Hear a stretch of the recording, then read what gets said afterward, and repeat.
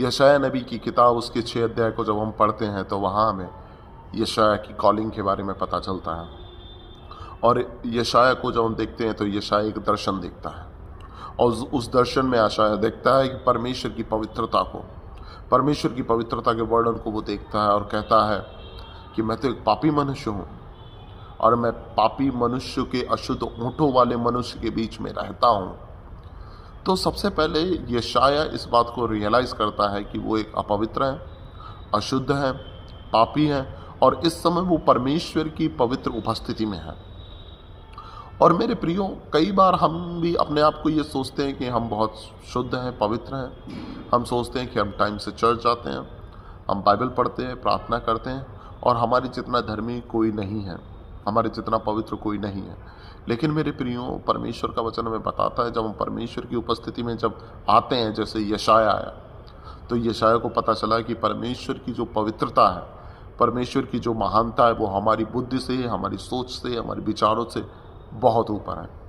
दूसरी बात हम यहाँ पर देखते हैं कि फिर एक स्वर्गदूत आता है, एक गरम कोयले का एक आग के समान धधकती हुई भट्टी में से एक कोयला लेकर के आता है जो उसके ओंठों को टच करता है और वो शुद्ध और पवित्र बन जाता है। और यशायाह क्या होता है? शुद्ध और पवित्र बन जाता है। और जब यशायाह शुद्ध और पवित्र बन जाता है तो वचन कहता है कि परमेश्वर कहता है कि कौन जाएगा, कौन मेरे लिए जाएगा? तो यशायाह कहता है, मैं यहाँ हूँ, मुझे भेज। मेरे प्रियो, यहाँ पर कुछ बातें हम लोग सीखने की कोशिश करेंगे। पहली बात, हम इस बात को जान लें और समझ लें कि एक पापी मनुष्य या हम अपने पाप के साथ, अपनी गलतियों के साथ, अपनी अशुद्धता के साथ परमेश्वर की पवित्र सेवकाई को लेकर के आगे नहीं बढ़ सकते। क्योंकि परमेश्वर ने जब हमें बुलाया है, हम ये नहीं कह सकते हैं कि हमारा पर्सनल लाइफ अलग है, हमारा मिनिस्ट्रियल लाइफ अलग है। हमारी पर्सनल लाइफ में तो कुछ भी चलता रहता है लेकिन हमारी मिनिस्ट्रियल लाइफ अलग है, या हमारी फैमिली लाइफ में कुछ भी चलता रहता है लेकिन हमारी मिनिस्ट्रियल लाइफ अलग है। हमारा आत्मिक जीवन अलग है, शारीरिक जीवन अलग है। ऐसा नहीं है मेरे प्रियो।